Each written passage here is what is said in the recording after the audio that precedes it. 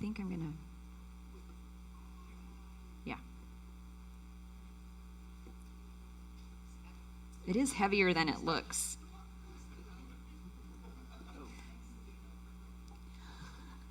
Thank you, honey. All right. Well, thanks for Christina for ending with food, because I think food is a big piece of hospitality. It's a big piece of something that brings us together is food. Last week we came together for our annual church picnic, and we had food. That's the main part of why we're together, is to have food and just enjoy being together. But we counted there were probably close to 100 people at our house last week. And which reminds me, there's a few things that got left at our house. So if you're missing a pair of shoes, a pair of socks, there's just some random things in the foyer. You might want to grab those. But we were glad to have you. We like to open our house, our home. And when we do, we want people to feel welcome. We want people to know that we want them there, that they can just come and hang out and just be. And that, of course, while we're together, we're going to enjoy some good food. And thanks to all of you who brought food, we could just eat together and be together. So thank you for that time. Organizing a gathering for that many people, sometimes a little overwhelming. There's a lot of work and thought that goes into it. But planning the church picnic for 100 people is not the biggest event that I've planned before. I think the most amount of people I've planned to feed before is about 500. And that's at the school, back-to-school barbecue, which I hosted for a few years. And so that involves like a shopping spreadsheet list. My friend and I would both go with our SUVs to shop, and one's filled with watermelon and one has hot dog buns and hot dogs, and we go shopping together, and lots of people to help us prep and serve and provide a meal for 500 people.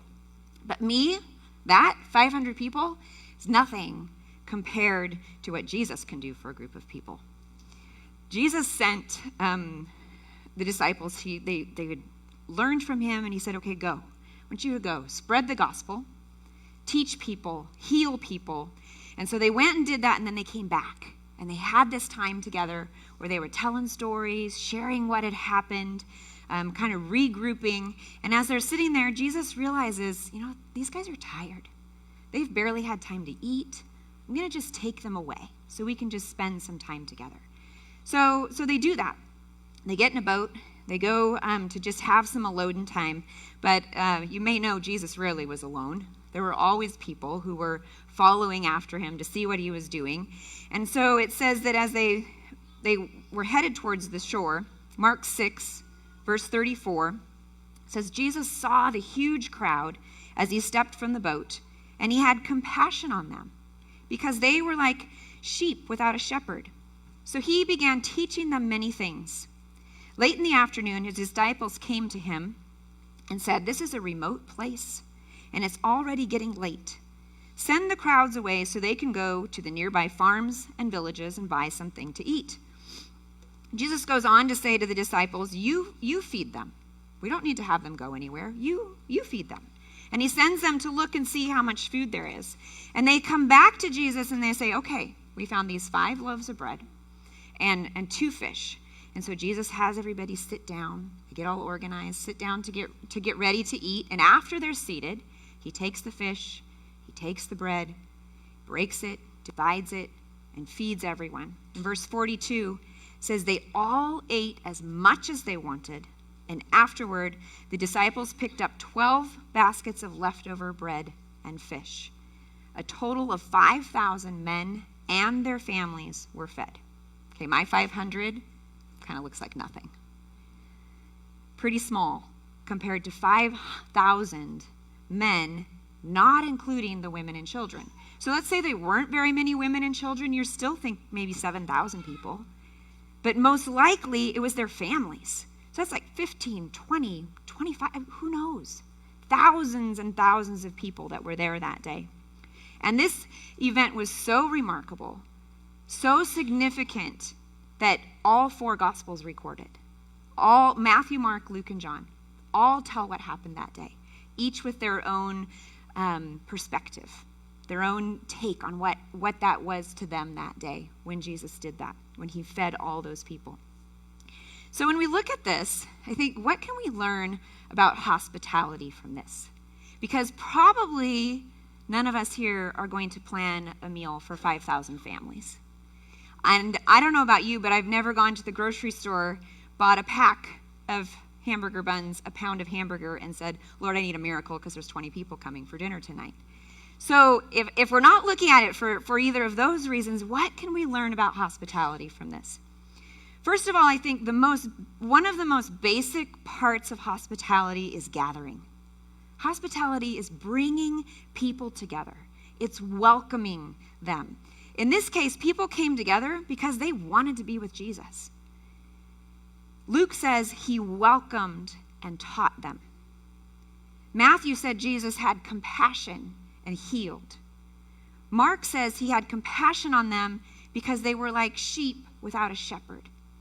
And so he began teaching them many things. Now remember, his disciples were tired and they were hungry. That's why they went away. And yet when these people come, Jesus isn't annoyed. Jesus doesn't say, no, we wanted some time alone. You guys get out of here. He has compassion on them. He welcomes them. He's never too tired, never too busy to have compassion. Something that we can learn. I know I can learn. There's times that I'm too tired. I'm hungry. I'm crabby. Don't feel like having compassion. And also something we can be assured of and know, that Jesus always has the time. He will always have compassion for us. He will always be ready to take care of us. So here he is on this grassy hillside, and he welcomes all these people. He welcomes them, and they gather. And I think as we look at that picture of Jesus doing that on that hillside, do we do that in our homes? Are our homes a place where people gather?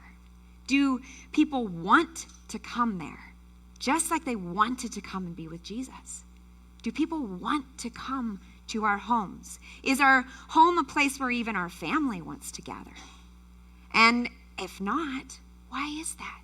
And how can we expect other people to want to come into our home if our own family doesn't really want to be there? Do we take the time and the effort to sit and eat together?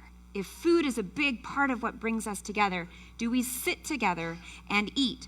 When Sabino and I were first married, I didn't want us to get into the habit of sitting and watching TV when we ate. That was something that was important to me. So I made a rule. And it was, if I took the time to make dinner, if I made like a legit meal, then we would sit at the dining room table and we would eat together, just the two of us. I figured it was a good time to talk, debrief for the day, like just have that time together. And it showed me that he valued that I had made a meal. Now, leftovers, pizza, whatever, we can eat in front of the TV. Didn't matter. But if I made a meal, we sat together. And, you know, it's still important to me and to our family that we sit together. We're busy. We're all over the place. Sometimes mealtime looks a little crazy. Sometimes only 2 of us or 3 of us are home for dinner. But whoever's there, we eat together. We sit together. We want our home to be a gathering place. We want our home to be a place where our family wants to be and where they want to invite other people, where it's a place of gathering. Now, being a good host and being hospitable, sometimes we set this bar really high. Being a good host does not mean that you're a great entertainer, and it does not mean that you are an amazing interior decorator. It doesn't mean either of those. What it means is that a good host is when everyone knows that if they come to your house, they're welcomed. They're welcomed into your home. A few weeks ago, I was walking through the house, glanced out the front window, and I saw a car sitting out there. And I was like, Okay, so I walked, did what I was going to do, come back. The car's still sitting there. I don't recognize the car, not sure who's there. I'm like, okay, so I open the door, see who's out there. I open the door and I hear, "Hi, Mom." So I walk out and I realize it's 3 of Antonio's friends sitting out in the car. So I'm like, "Hey, guys, what's up?" "Well, we're looking for Antonio." I'm like, "Well, he's not here. He's at Joe's house." "Oh," I'm like, "Did you want to come in?" "Yeah." So these three guys come in, we sit around the island in the kitchen, we have milk and cookies, and we hang out. About a half an hour later, Antonio comes home. That's what we want. We want people to know that our home is a gathering place, that our home is a place where we say, you are welcome here. Come, be with us. And I've had some people say to me, well, yeah, but Kim, of course you can gather around your island. Your island's huge. Of course you can have 100 people over. You have a yard for that. And there's some truth in that, but I know some of you came to our house when we were first married, 27 years ago almost. And when we were first married, we lived in a single wide trailer, garage sale furniture. The trailer, let me tell you, after we moved out, I think not even 3 years later, they demoed it. Like, that's how lovely our home was. People came over. We invited people into our home. I think it's really easy to get caught into we'll have people over when we get a new couch. Oh, we'll have people over when we fix the faucet. Oh, we'll have people over when we do this. We'll have people over when we do that. And it's easy to have that way of thinking and never get around to it. And quite honestly, having people over is great inspiration to get things done. Like, we got all kinds of stuff done before you guys came over for the picnic. So I realize it's sometimes inconvenient, but that's what building a relationship is. That if we wait for the perfect opportunity, sometimes it doesn't happen. Example of having people over when it's not perfect is Antonio's 4th birthday. The day Antonio turned 4 is the day we moved to where we live now. So I thought, you know what? We're having a birthday party today. Doesn't matter that we just moved today. And so that day, Mireya, my sister-in-law, took the 2 boys. So they were gone all day till the party started. My in-laws brought over pizza. My mom made a cake, brought that over. We had a birthday party with the boxes and everything all over the house. We have an amazing family that hung out for the afternoon. Family and friends. I think Brock was there setting up beds for us to sleep in that night. And in the kitchen, unpacking the kitchen to set that all up. It's amazing. We had a birthday party that day. Like, who does that? Kim and Sabine don't do that. We set these expectations for ourselves, because I know if I would have waited a week, I would have thought I needed all those boxes unpacked. I would have thought it needed to look like we had lived there for however long. But that day, didn't matter. We just wanted family and friends to come together, to gather together, to be together.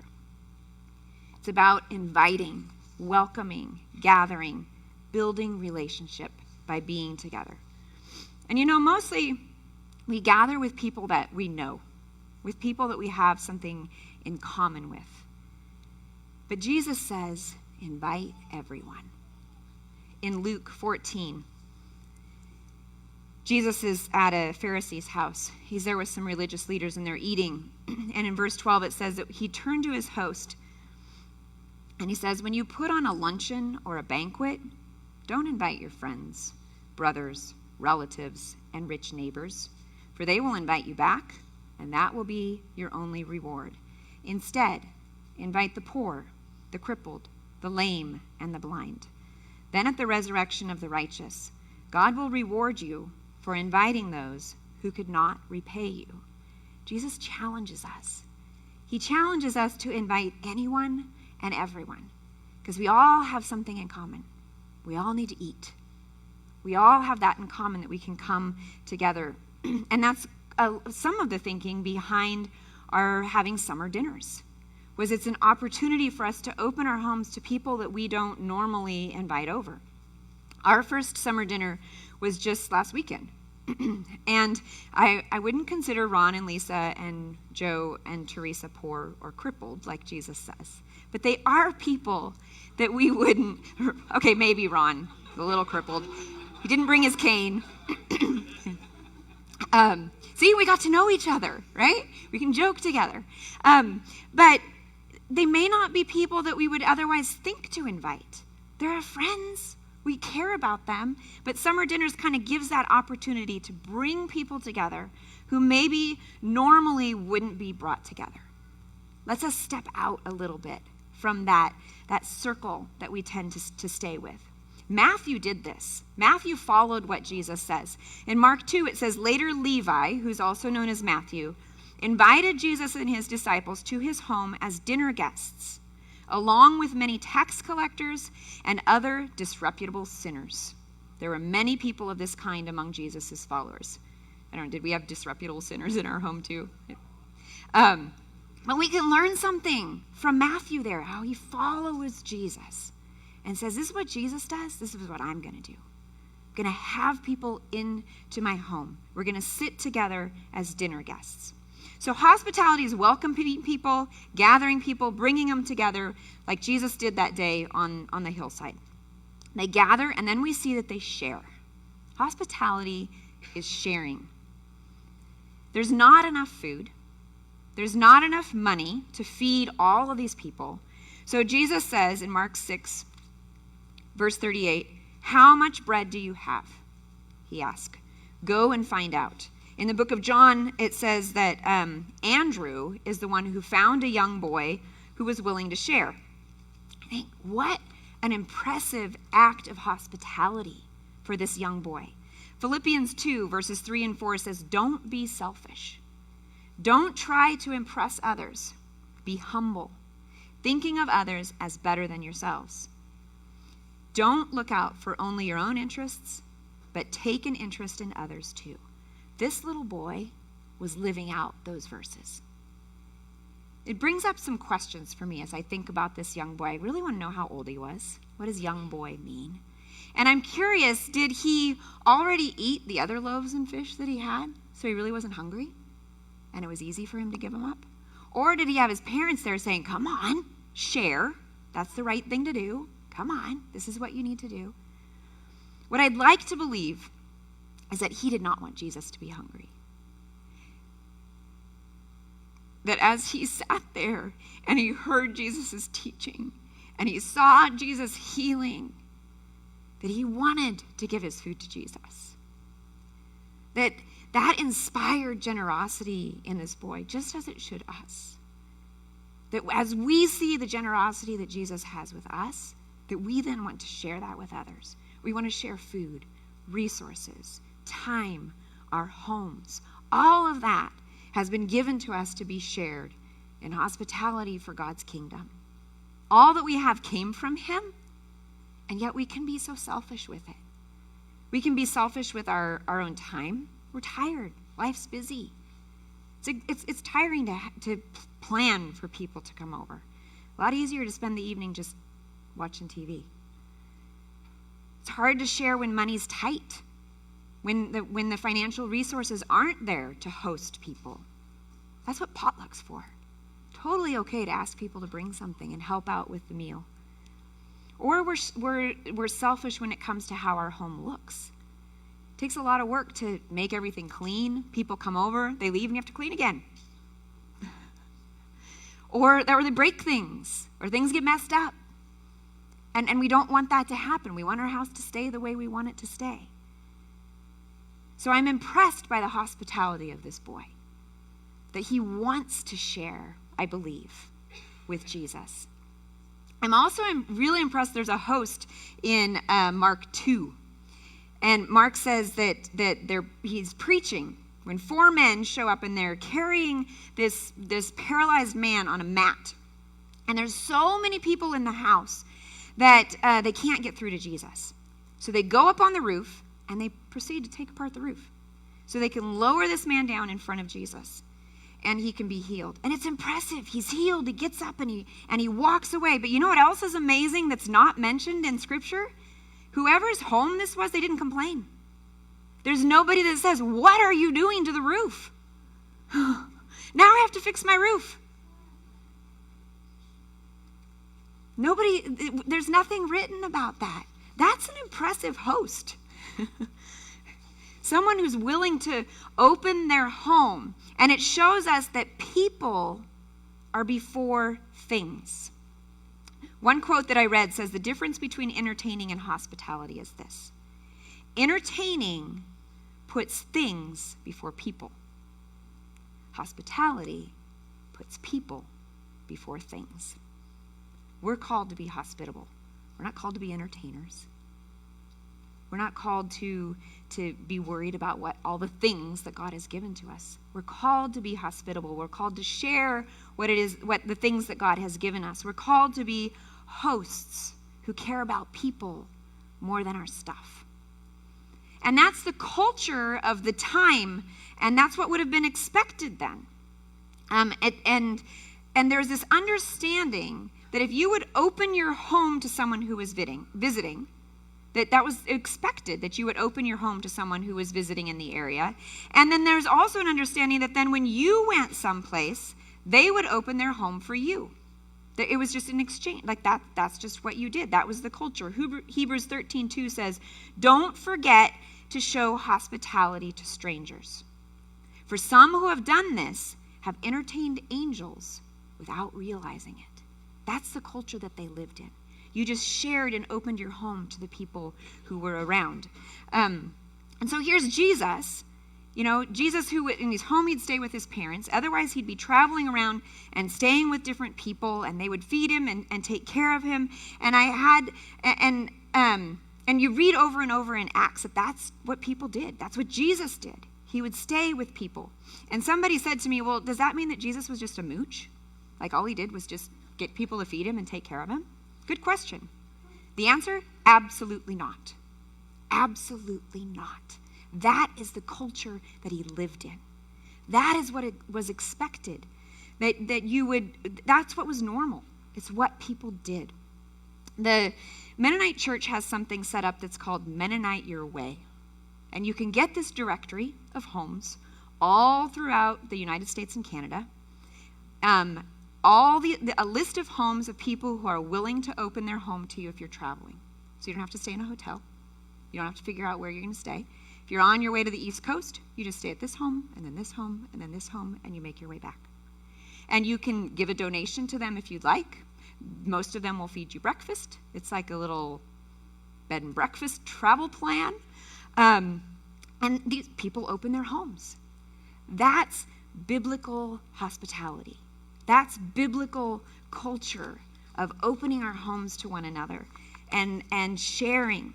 It's the kind of culture that Jesus was living in. One where you would never go and eat alone. You would never go and stay somewhere alone. It's a culture of community, of hospitality. And we've lost a lot of that with our homes that have fences around them so we can't see our neighbors. Garages that are attached to our houses that we pull up, go straight in the house and never have to talk to anybody. We've lost that piece of hospitality in our culture. So hospitality is sharing and giving to others, opening our homes. Another thing that I see in this passage is the simplicity of hospitality. Jesus made a meal out of fish and bread. And I really doubt that those hungry people said, well, where's the vegetables? And are we having dessert? There was gratitude in the simplicity of that. And I find that when I'm preparing something for a large group, simplicity is easier. Like, I want something that's simple and easy to make in mass quantity for lots of people. It's just more realistic when you're talking about feeding lots of people. I remember my mom teaching me what a meal should entail. Like she said, okay, when you're planning a meal, you should have a protein, so some kind of meat or something. You should have a carb, potatoes, rice, pasta, whatever your carb is. Hot vegetable and a salad. That's what a meal is. And if you're afraid people might be hungry, you can always add bread. That fills people up. And then she said, think about color. You don't want a meal that's all the same color. So you wouldn't want salmon, sweet potatoes, and carrots. You have an orange meal. And rice, okay? Boring. You need to add some color. So add some variety in your salad. Add some variety with vegetables. That's what my mom taught me. That's just your basic meal, okay? I also saw how my grandmas would cook. And I learned different things from them. My grandma on my dad's side, on my mom's side. My grandma on my mom's side was all about a good, hearty farmer's meal, like meat and potatoes. That's what the meal is all about. And my grandparents lived in Iowa, and Sabino and I went to college in Indiana. And so on breaks, on Thanksgiving break and spring break, we'd go to Iowa and hang out with my grandparents. And a lot of my fond memories of those times is in the kitchen with my grandma. She'd make amazing things like cinnamon rolls. and good stuff like that. But I remember in one meal in particular, she's like, hey, what are we going to have for dinner tonight? And I don't remember exactly what we were having, but she's like, we need some gravy to go with our potatoes. She's like, well, guess we're just going to have to make gravy out of nothing. Okay, well, gravy out of nothing is a white sauce, and somehow my grandma made it taste amazing. I mean, that's just simple, right? That's how my grandma did it. My other grandma, on my dad's side, not about simple, okay? She was about quantity and lots of choices, lots of options. So we go to that grandma's house for dinner, and we've got 2 vegetables and 3 salads, and the Jell-O, if we're having Jell-O, it's in a Jell-O mold, and everything's cut with these fancy knives that cut everything fancy. And so it's about like extravagance and abundance and quantity of things. I loved eating at grandma's. We didn't get to go there very often because it was a lot of work. It's a lot of work to have us over. And so we didn't go there as often. There are times for special meals. There are times for extravagance and over the top. We have some friends who love to cook. They're amazing cooks. And part of the experience is like they spend 2 days prepping and preparing for us. And so we've gone there for these 5-course meals. We've had a cheese course. We've had a palate cleanser. I mean, the things like, who does that? But we get to go and enjoy it and enjoy these beautiful table settings and extravagant food, and it's amazing. There are times for celebrations and extravagance. I think Luke, the gospel writer of Luke, would have agreed. Luke makes 50 different references to food, and he uses 45 different words when he's referring to eating and food. He's like the foodie of the gospel writers. He loved to talk about food, and he often tells about the times Jesus was eating and who he ate with, the gathering and sharing. And so sometimes there are times for extravagance, times for that fancy gourmet food, but it doesn't need to be. It doesn't need to be. Hospitality can be simplicity. It doesn't have to be over the top. In Mark 6, verse 41, it says, Jesus took the 5 loaves and 2 fish, looked up toward heaven and blessed them. Then breaking the loaves into pieces, he kept giving the bread to the disciples so they could distribute it to the people. He also divided the fish for everyone to share. They all ate as much as they wanted, and afterward the disciples picked up 12 baskets of leftover bread and fish. This miracle produces abundance. Abundance. There are enough leftovers to fill 12 baskets. Okay, Jesus and Sabino are like this when it comes to abundance. Okay, I learned a long time ago that when we have people over for dinner, there better be leftovers. We better have plenty of food. Doesn't matter how variety, just plenty of food. Okay, yes, we love leftovers. That's part of it. But he wants to know that everyone got as much as they wanted to eat. That nobody left and said, oh man, I wish there was more pasta. You know, like I always have to reassure. Sometimes it happens. Sometimes I mess up. Sometimes I don't count or figure right. And I have to reassure him, nobody went home hungry. It's going to be okay. But abundance. I actually was really glad he wasn't here the Sunday of Linda's retirement party, because when you're like planning we were guessing how many people were going to be here that Sunday if you were here for Linda's retirement party. And so we made a guess based on how many people usually stay. Okay, we were 40 people off. Okay, 40 people is a lot of people, a lot of difference. Okay, I'm glad that many people stayed. Show our love for Linda. She appreciated every bit of it. But I really appreciate Linda O'Neill, who was serving the chicken, because I'm next to her going, I don't know if we're going to have enough chicken. She's praying over the chicken like, Lord, let there be enough. And she was praying for a feeding of the 5,000 miracle. And thanks to all the people who went through the line and were understanding when she would say, nope, just one piece, and you come back if there's seconds. It happens sometimes. But in this miracle, we see abundance. We see the abundance that Jesus provides. And this isn't the only miracle of abundance that we see with Jesus. In John 2, Jesus is at a wedding, and they run out of wine. And that's a huge embarrassment to the host, to run out of wine. And so Jesus' mother, Mary, comes to him, and she believes Jesus can do something about this. And she tells him the situation, and she doesn't want the host to be embarrassed, doesn't want anyone to know that this has happened. And so Jesus helps him out. He changes the water into wine. But it's not just any wine, because Scripture tells us usually they would save the cheap wine for later because people wouldn't notice, because they'd already had too much to drink. But Jesus doesn't make the cheap wine. He makes amazing, expensive, good-tasting, abundant wine. They do not run out. He's about abundance. And Jesus on this hillside, we see abundance in this miracle. Abundance in feeding the people. Abundance at the wedding. Abundance with the food, the bread and the fish on the hillside, because we have a God of abundance. John 10:10 says, the thief, Satan, comes to steal and kill and destroy. But then it says, Jesus came, that we may have life and have it abundantly. The Greek word that's used there for abundantly is parison, and it means exceedingly, very highly, beyond measure, more superfluous, a quantity so abundant as to be considerably more than what one would expect or anticipate. All of that meaning abundant. Abundant abundance is what Jesus gives us.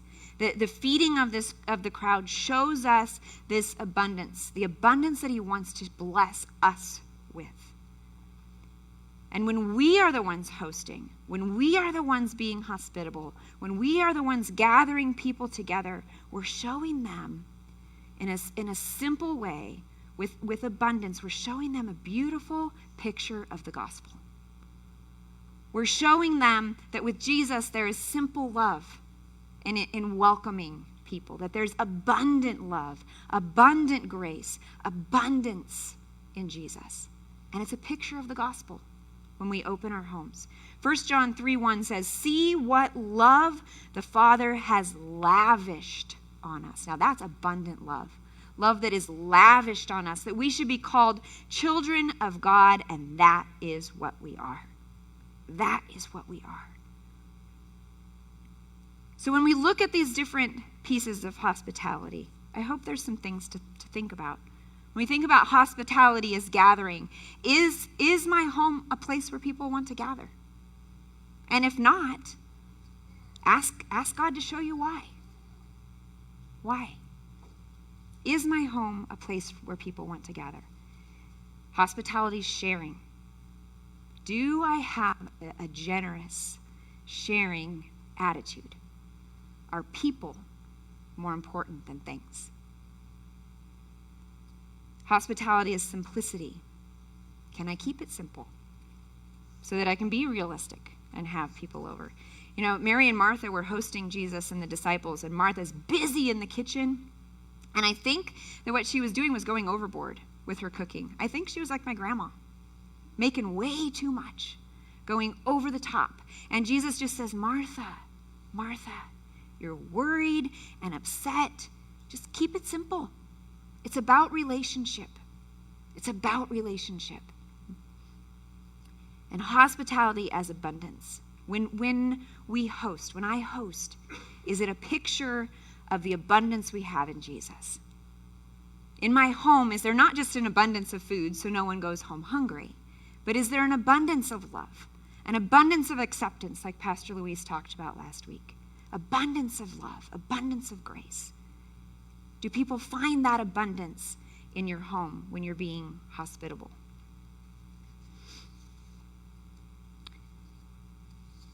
Today's Communion Sunday. And as we look at and think about communion today, I want you to listen to the wording in Luke when he feeds 5,000 people, and then when he sits and has the Last Supper. Luke 9:16. It says, Jesus took the 5 loaves and 2 fish, looked up toward heaven and blessed them. Then, breaking the loaves into pieces, he kept giving the bread and fish to the disciples so they could distribute it to the people. So it says he took the loaves, he blessed them, he broke the loaves, and he gave the bread. Took, blessed, broke, gave. That's what he did on the hillside that day with all those people. Luke 22:19.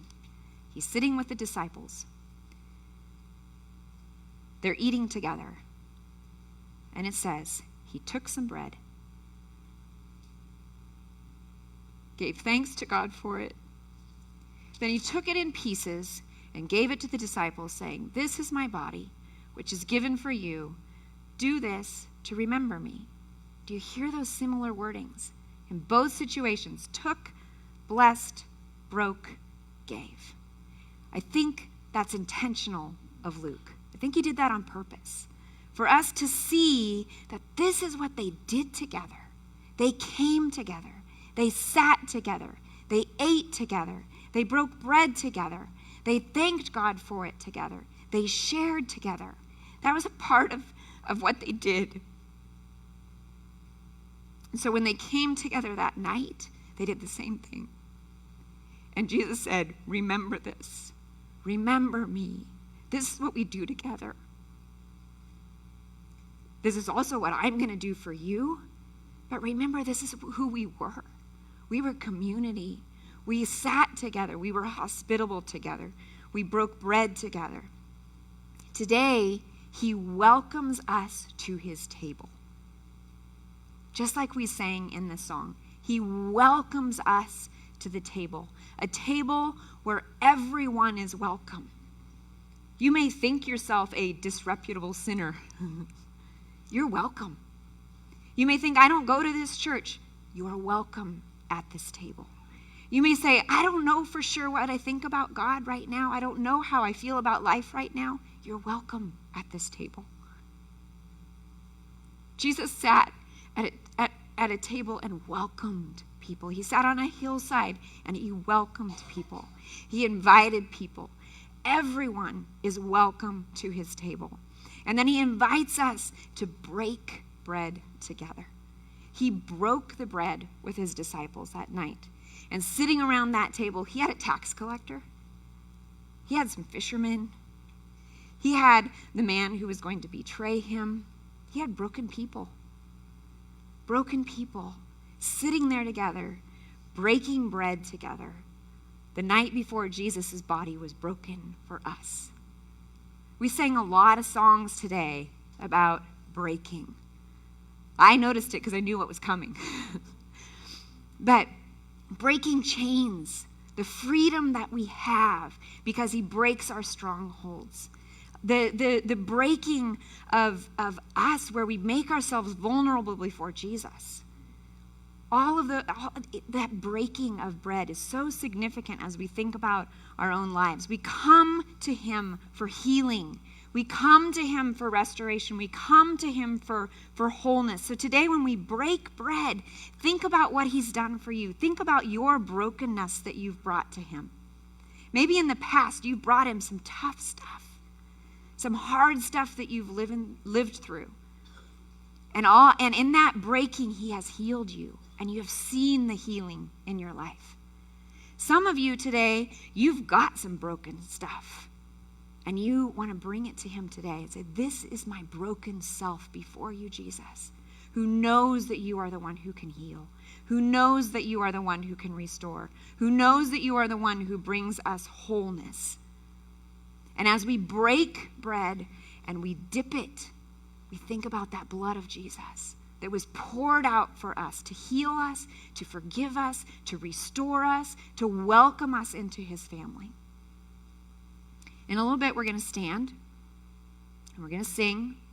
And as we sing, starting with the people in the front, you're going to exit to your right. And then if you choose not to participate, just let people walk past you. That's completely fine. And we have 6 different tables around the sanctuary. We have 1 gluten-free table in the back, and then 5 other tables.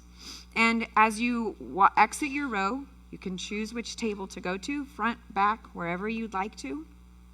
And you can go with the people next to you. You can go as a family. You can go with a friend. If you want alone time and you're by yourself, totally fine. But it's your time to come and be welcomed at Jesus' table. You break the bread, dip it, and eat it. And today we're talking about abundance. Take a big piece of bread. Okay? No little wafers today. Take a big piece of bread. Okay? Just when you're grabbing the bread, maybe think about the people behind you who don't like germs. You know, maybe not. Maybe you don't care. And dip. Probably just dip once, you know. We don't want people leaving saying, oh, germs, you know. Can't get through communion because I'm worried about germs. Okay, we're going to dip, tear, break, dip. There'll be a host at each table in case you need anything. And then you'll return to your seat from the opposite side. So you'll exit to the right, have communion, and then sit back down to the left. We live in a broken world. Jesus tells us that. It's a broken world. Broken people, broken lives, broken situations. But we gather together today because we have abundance in Jesus. We have hope in Jesus. We don't have to live in our brokenness. We live with the hope of restoration. We live with knowing who Jesus is and what he's done for us. Knowing that we are welcomed, that we are invited to be his child, that we are a part of his family. And then we can come and just share life together, share food together. And our communion table today is a picture of that hospitality, a picture of what Jesus offers to us. Would you pray with me? Lord, I'm so grateful that you came to this earth. Jesus, that you came and you just ate with people. You showed us who you are in your divinity, that you are God, and yet you are man, flesh among us, eating with us, embracing us, welcoming us. Lord, today as we come to your table, I pray that we set aside ourselves and just be with you. That we bring you our true self and who we are. We bring you our hurts and our pains. We bring you our joys and our celebrations. That we come together today, Lord, to celebrate who you are, to celebrate your abundance, to celebrate your welcomeness, that you're welcoming us, to celebrate that we can gather together, Lord. I thank you for that, Lord. I praise you for who you are and what you've done for us. In Jesus' name. That night, he broke the bread. He thanked God for it. He dipped it to remind us of his blood. And he ate.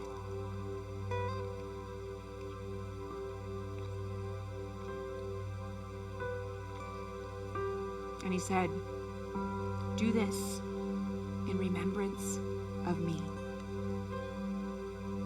Would you stand?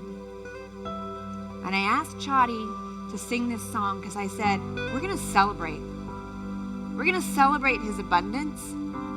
So often, communion is a solemn time, and we're remembering Christ's death. But we're also remembering his resurrection. We're remembering his hope. We're remembering what he's done for us. And we want to stand and say, I am a child of God. You said I'm your child. I am your child of God. I am broken, and you welcome me. I am hurt, and you healed me. I make mistakes. I'm a sinner, and you forgive me. I am a child of God. And we are going to celebrate that today as we feast on his abundance, as we come and remember the things that he has done for us. We remember who he is for us.